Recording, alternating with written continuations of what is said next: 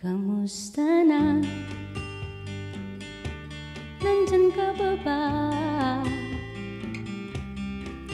Wala na yatang ibang magagawa kundi tumawa.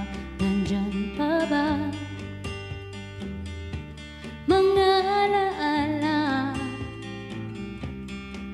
Ang tanging bagay na naiwan sa ating dalawa. Huwag nang paikutin ang isa't isa. Lahat ng bagay ay malinaw na. Di na rin kailangan pagpilitan pa. Hindi mo na kinakailangan pang magsalita.